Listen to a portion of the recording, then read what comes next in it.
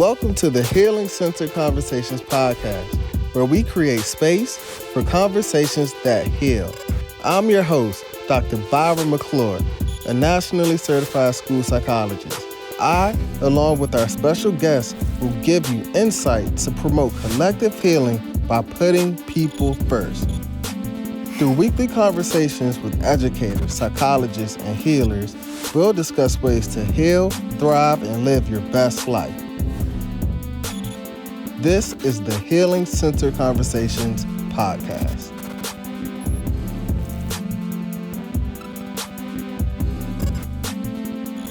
Welcome to the Healing Center Conversations podcast. I'm your host, Dr. Byron McClure. We have a very special guest in the building today, Dr. Earl Turner. He is a licensed psychologist, author, consultant, and university professor in LA. He recently founded Therapy for Black Kids, and I can't wait to have a discussion about that. He's a media psychologist. He often contributes as a mental health media expert for outlets such as Oprah Magazine, and he's very well accomplished. I'm getting to know him. Man, it's good to have you on the podcast. How are you? I'm doing well. I'm excited to be here and join on your podcast. Yeah, absolutely, man. And so for those who might not know or be familiar, who is Dr. Turner? Yeah, so obviously I'm a psychologist. I'm a psychology professor here in California. But I think on a personal level, I would consider myself to be a Renaissance man. I have many different talents, some that people don't see. But I'm very loyal. I'm a complex person. I'm also passionate about mental health awareness and helping youth thrive. Man, that's amazing. Go a little bit deeper into what makes you a Renaissance man. I want to hear that.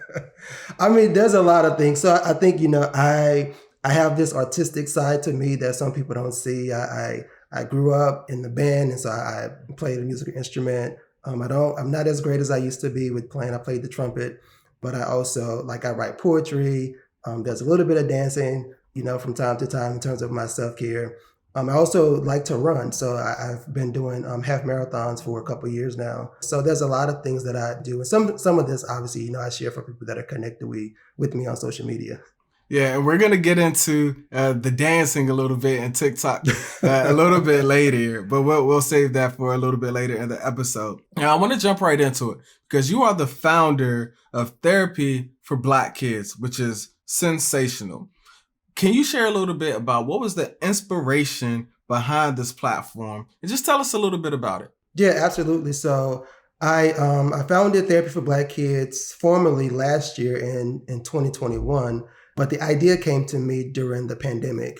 And so what I noticed was that there were a lot of conversations around mental health and kids struggling in terms of being, at home, going to school, not being able to connect with their friends. And I feel like for many Black families, Black youth were being left out of those conversations because I think there are some unique challenges that we experience in the Black community.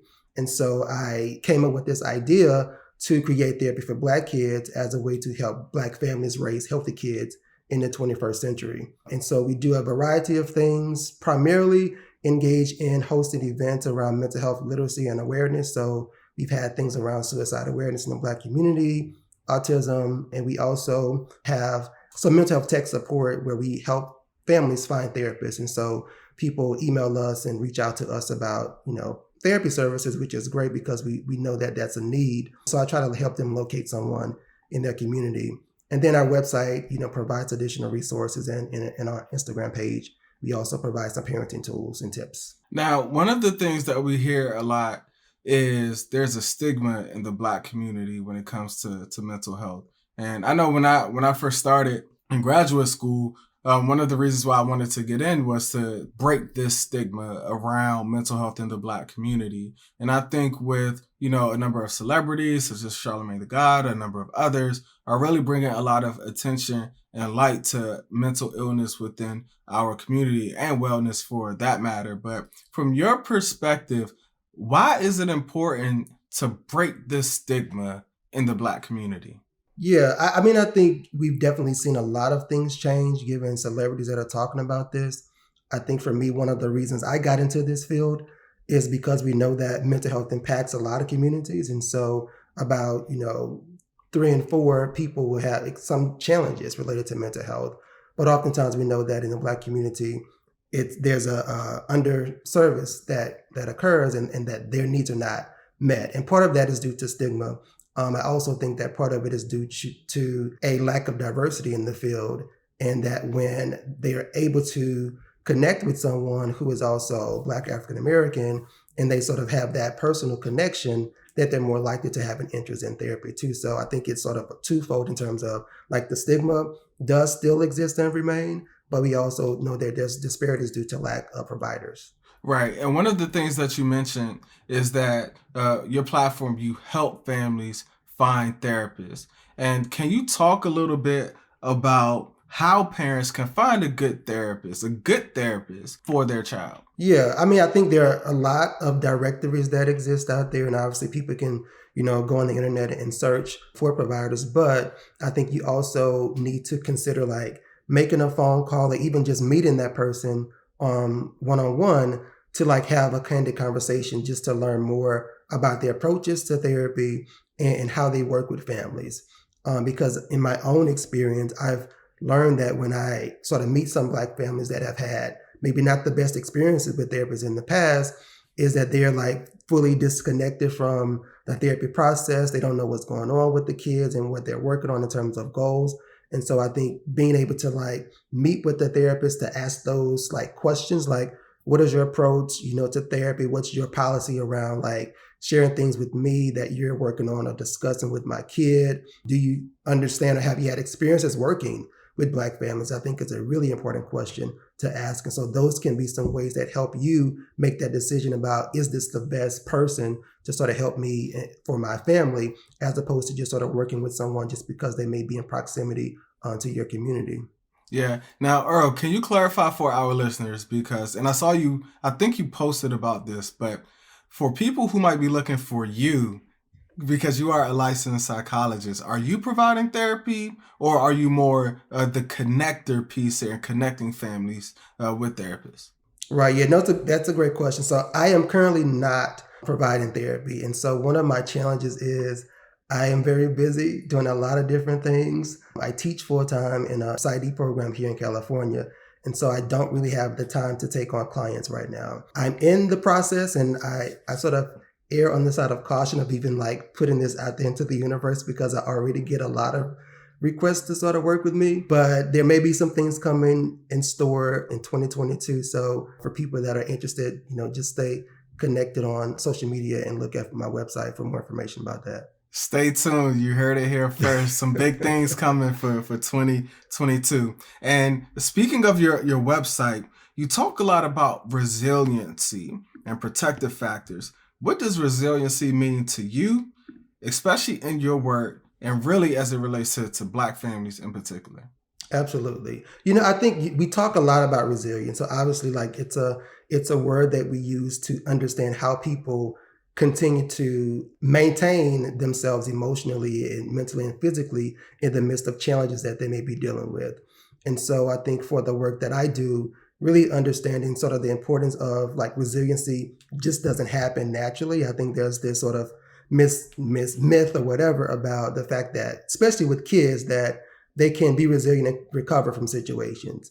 The reality is that resiliency also requires some action. And so you have to do something. And for me, teaching parents that you have to do things for yourself and for your kids to help them to overcome and be resilient in these challenges and be able to really thrive. And so I think a combination of being able to like cope and like manage the challenges and difficulties that you may be experiencing, but also being able to thrive and do better and well as in the midst of the things that you may have experienced in your life as well. Man, Earl, I'm happy that you mentioned thriving, because I feel like now we're at the table, we're starting to have conversations around breaking the stigma. Folks like Issa with Insecure, they're making it popular to seek out therapy. We're talking about it on social media. But I still think that there's this thing to where we are stuck on just the illness component of it. And when you talk about thriving, it's taking us not just past the mental illness part, but getting to a space of enjoying life. So can you talk a little bit about thriving and what that means to you?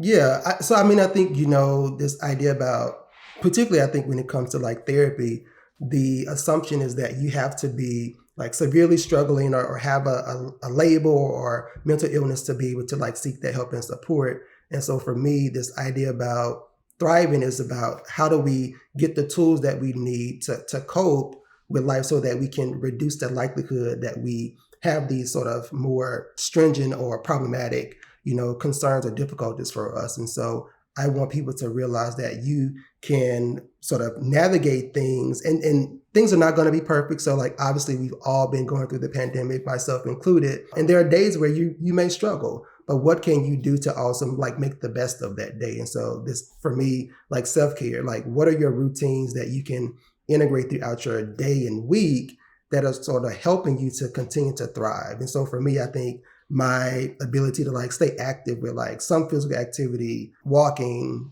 going outside, getting some fresh air, those things have helped me to not like burn out in the midst of all of these other things that I've been doing during the pandemic, which could have been really detrimental in terms of the amount of stress that I've sort of potentially encountered. Absolutely. And there's so much value in what you just said. And you are doing so many things. One of the things that I see, I follow you on social media, especially on TikTok. And I love the message that you're putting out there. I just want to hear from your perspective.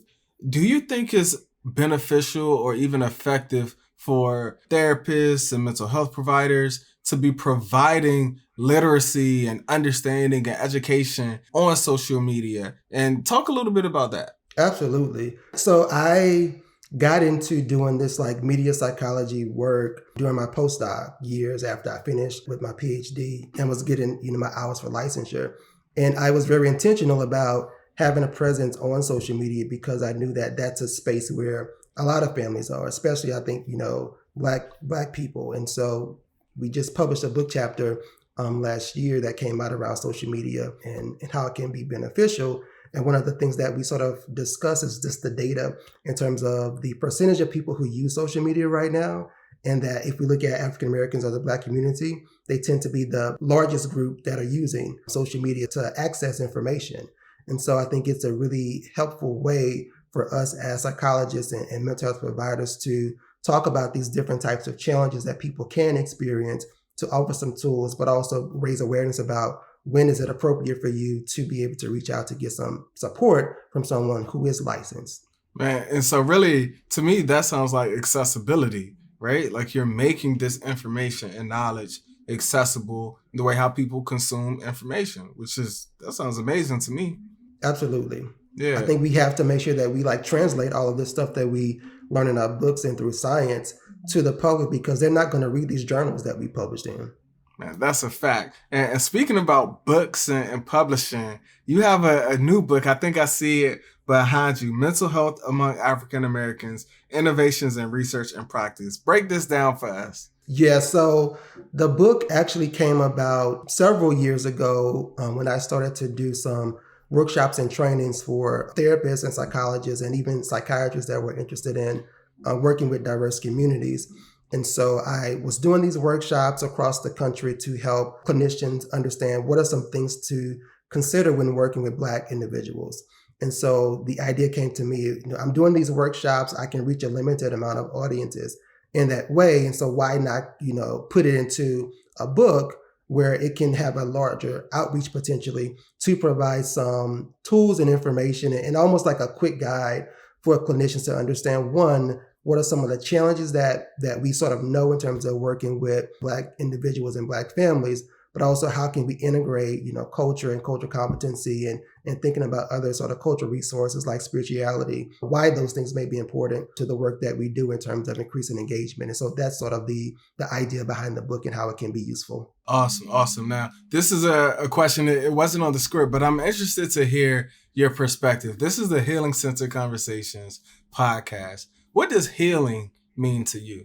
Yeah, so I think for me, healing means being able to like overcome any potential challenger or stressor. And again, this idea about thriving for me comes into play, that you're able to thrive in the midst of that. I think that's a difference between like coping, like you're still struggling, getting through those things, But when you're healed, those things are no longer impacting you on sort of a personal, individual level. And so that's what healing means to me. Amazing. Any closing thoughts that you want to share with our listeners? I think, one thing in terms of my work with Black families in the Black community is really understanding that for those people where spirituality and religion are important, to really recognize that you can go to church, pray, and you can also go to therapy. So they're not, you can do both of those at the same time. And so I think that's a really important thing that I want people to keep in mind, sort of the benefits of connecting to those spiritual and cultural things that are important to you, but also engaging in doing some real work and healing by working with a therapist. And how can people get in touch with you if they want to learn more about your work or just stay connected? Absolutely. So you can connect with me on social media, Dr. Earl Turner, on all platforms. You can also check out my website, drerlangerturner.com. That's ERLANGERTURNER.com. And you can find out more information about events that I have going on, as well as if and when I do decide to start seeing clients. Sensational. Dr. Turner, it's been a pleasure. Let's definitely keep in touch. To our listeners, thank you for tuning in to the Healing Center Conversations podcast. Until next time, take care, everyone.